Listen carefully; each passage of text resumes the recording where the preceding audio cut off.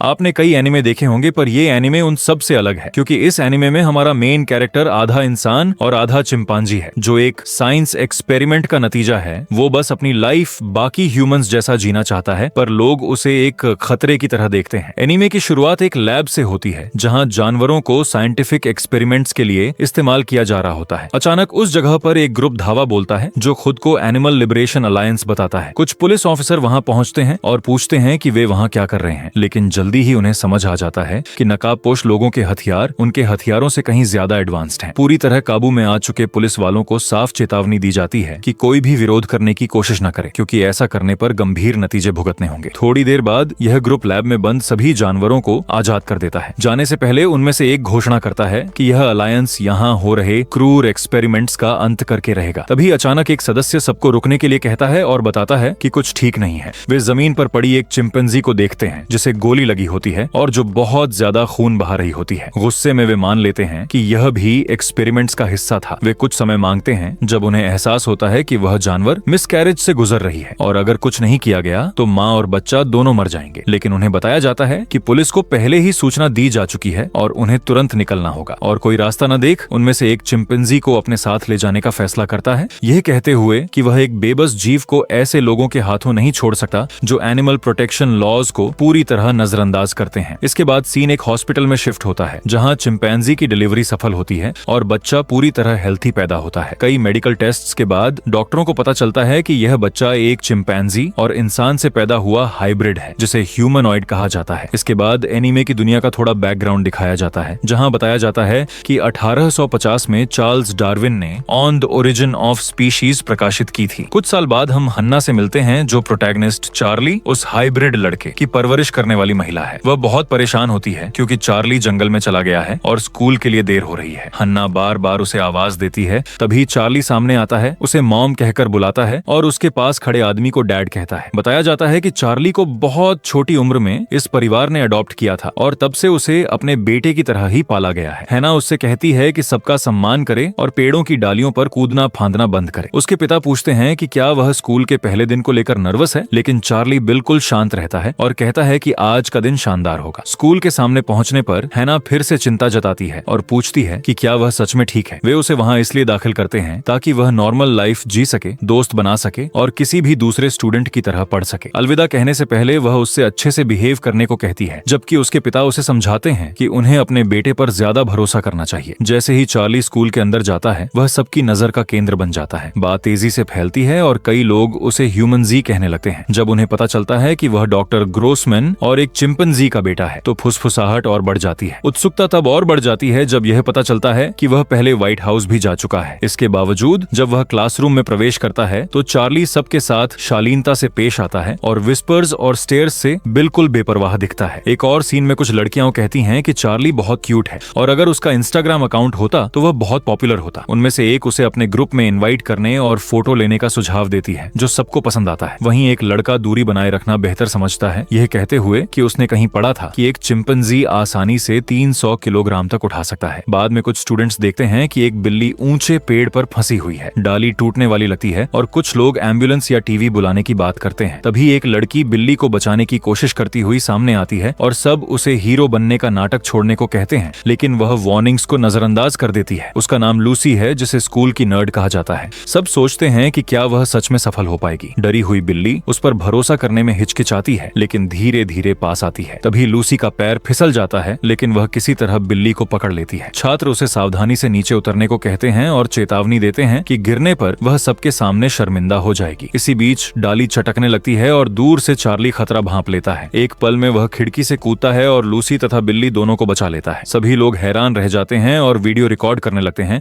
यह मानते हुए कि यह इनक्रेडिबल है। लूसी के धन्यवाद करने से पहले ही चार्ली बस इतना कहता है कि बिल्ली को चोट नहीं लगी है और उसे सौंप देता है। उसका यूं चले जाना सबको सन्न कर देता है और कुछ लोग कहते हैं कि वह सच में चिंपैंजी जैसा दिखता है। हालांकि एक लड़का समझ नहीं पाता कि यह कैसे मुमकिन हुआ क्योंकि उसके मुताबिक तो एक नॉर्मल चिंपैंजी भी ऐसा नहीं कर सकता और चार्ली किसी दूसरी दुनिया का प्राणी लगता है। इसके बाद सीन कैफेटेरिया में पहुंचता है जहां चार्ली लंच कर रहा होता है। लूसी हिम्मत जुटाकर पूछती है कि क्या उसकी टेबल पर बैठी जा सकती है। वह एक पल रुकता है, फिर कहता है कि कोई भी जहां चाहे बैठ सकता है। बैठने के बाद लूसी एक फिलोसोफर के फेमस सवाल का जिक्र करती है जिसमें उसने सोचा था कि बैट होना कैसा होगा और वह दुनिया को को कैसे देखती है। लूसी कहती है कि उसके हिसाब से सच में जानने का एक ही तरीका है और वह है खुद बैट बन जाना। चार्ली समझ जाता है कि वह क्या पूछना चाहती है और कहता है कि वह बेझिझक सवाल कर सकती है। लूसी मानती है कि वह हमेशा जानना चाहती थी कि ह्यूमन जेड होना कैसा लगता है और क्या वह दुनिया को अलग तरह से देखता है। चार्ली जवाब देता है कि वह हमेशा यह सोचता रहा है कि इंसान होना कैसा लगता है। लूसी खुश हो जाती है और पूछती है कि क्या वे दोस्त बन सकते हैं और वह हामी भर देता है। फिर लूसी बताती है कि उसने उसका केस स्कूल एडमिनिस्ट्रेशन के सामने रखा है और वे उसके लिए एक सूटेबल जगह ढूंढने की कोशिश कर रहे हैं। तभी दो लड़कियां आती हैं और चार्ली से फोटो लेने को कहती हैं और वह मान जाता है। वे देखती हैं कि उसकी प्लेट में मीट नहीं है और पूछती हैं कि क्या वह ऐसा खाना नहीं खाता। चार्ली बताता है कि उसे नहीं पता कि उसने कभी खाया भी है या नहीं, क्योंकि उसके पेरेंट्स वीगन्स हैं और उसने भी वही रास्ता अपनाया है। अचानक एजी वहां आता है, साफ तौर पर चिढ़ा हुआ, और चार्ली का मजाक उड़ाने लगता है। लड़कियां उसे रोकने को कहती हैं लेकिन एजी नहीं रुकता। वे बताते हैं कि वह इन दिनों इसलिए चिड़चिड़ा है क्योंकि उसके परिवार का एक डाइनर है। एजी फिर एक उकसाने वाला सवाल पूछता है कि अगर सारे वीगन्स जानवरों से प्यार करते हैं तो अगर एक लाइलाज बीमारी वाला चूहा